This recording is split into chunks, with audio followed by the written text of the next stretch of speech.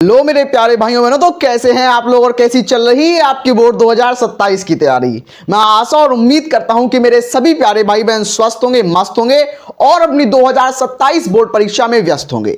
तो आप सभी प्यारे भाई बहनों का मैं स्वागत और अभिनंदन करता हूं हमारी इस बेहतरीन सी क्लास के अंदर, जिसके अंदर हम लोग डिस्कस करने वाले हैं हेनरी का नियम।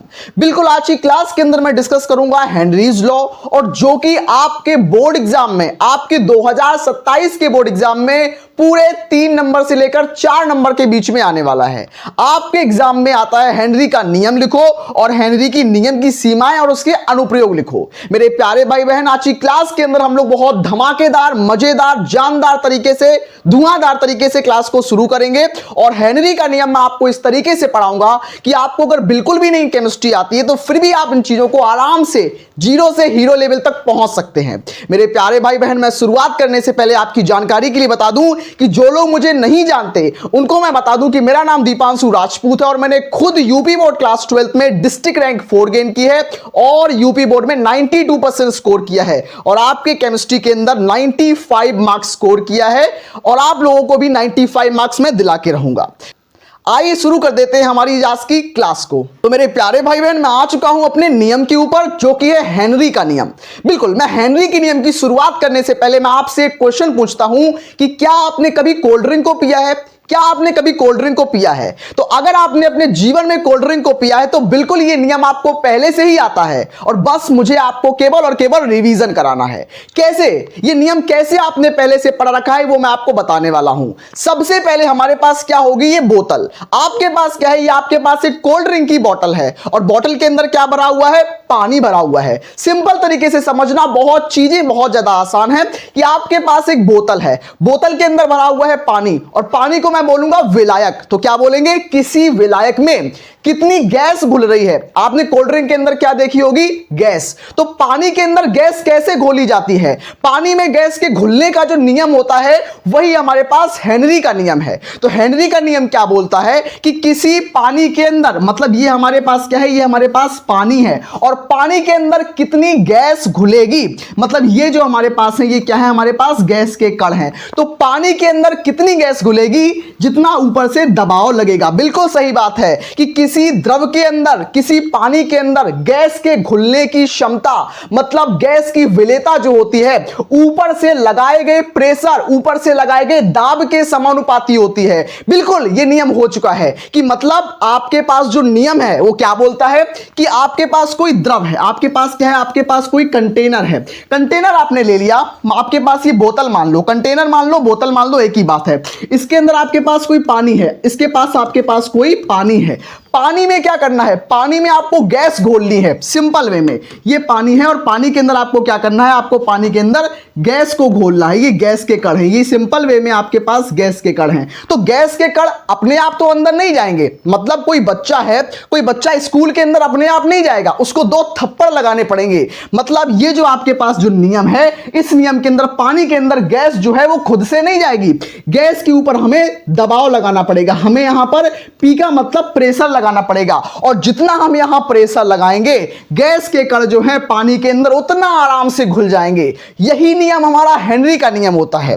बिल्कुल वे में आप सिंपल तरीके से समझो कि हेनरी भाई साहब क्या बोलते हैं? हेनरी बोलते हैं कि स्थिर ताप पर तापमान जो हो वो स्थिर होना चाहिए। मतलब अगर इस बोतल का तापमान 25 डिग्री सेल्सियस है तो 25 का 25 ही रहे, वो 26, 27 या 30, 35 नहीं होना चाहिए। तापमान स्थिर होना चाहिए। तो स्थिर ताप पर किसी गैस की, जो गैस है, मैं मान लेता हूं कि यहां पर हमारे पास पानी है और पानी के अंदर कार्बन डाइऑक्साइड गैस घोली जा रही है।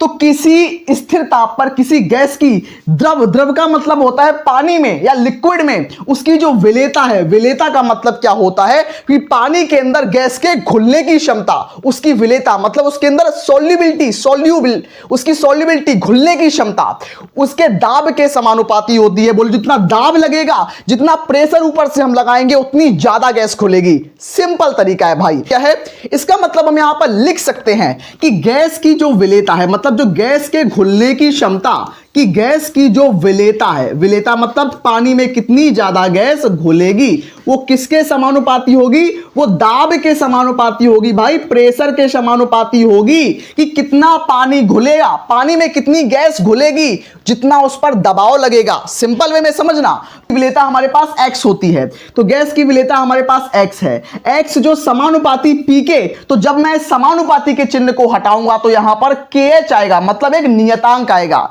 तो क्या करेंगे, p बराबर हम लिख सकते हैं kh इंटू x, यहां पर लिख सकते हैं। और यही हमारे पास जो होता है वो हेनरी का नियम होता है। यहां पर हमारे पास जो p है, p का मतलब दाब, kh का मतलब हेनरी स्थिरांक, और x का मतलब क्या होता है, गैस के घुलने की विलेयता, मतलब गैस की विलेयता यहां पर x का मतलब होता है। तो आपने हेनरी के नियम को समझा कि पानी के अंदर कैसे गैस को घोला जाता है सिंपल वे में। अब मैं आपको बताऊंगा हेनरी के नियम की सीमाएं, कि कहां कहां पर यह नियम लागू नहीं होता है और कहां कहां पर यह नियम लागू होता है, मतलब इसके अनुप्रयोग को भी हम लोग देख लेते हैं। आइए हम लोग शुरू कर देते हैं हमारे पास हेनरी के नियम की लिमिटेशंस, इसकी सीमाएं क्या क्या होती हैं। ये आप याद रखना कि जितना इंपॉर्टेंट आपके पास हेनरी का नियम है, उतनी ही ज्यादा इंपॉर्टेंट इसकी सीमाएं और इसके अनुप्रयोग हैं। तो मैं रिक्वेस्ट करता हूं कि आप लोग अपने सारे दोस्तों को शेयर करना और इन सारी लिमिटेशंस को, इन सारे अनुप्रयोग को बिल्कुल तैयार रखना। सीमा हमारे पास, इसकी पहली सीमा क्या हो जाएगी कि यह नियम केवल और केवल तनु विलयन पर लागू होता है।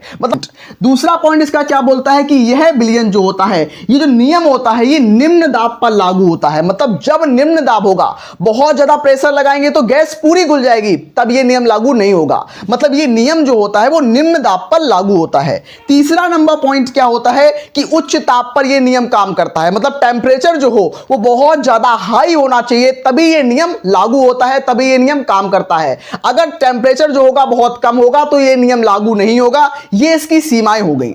अब मैं आपको बता दूं इस नियम के अनुप्रयोग क्या होते हैं। अरे भाई बहन, अब मैं आपको बताने वाला हूं हेनरी के नियम के अनुप्रयोग। अनुप्रयोग में सबसे पहला अनुप्रयोग जो होगा कोल्ड ड्रिंक का।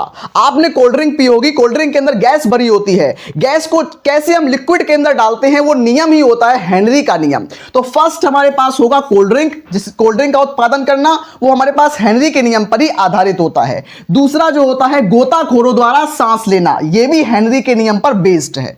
तीसरा जो होता है हमारे फेफड़ों की जो क्रियाविधि होती है, हम सांस को अंदर लेते हैं और कार्बन डाइऑक्साइड को बाहर छोड़ते हैं, यह भी हमारे पास हेनरी के नियम पर ही बेस्ड होता है।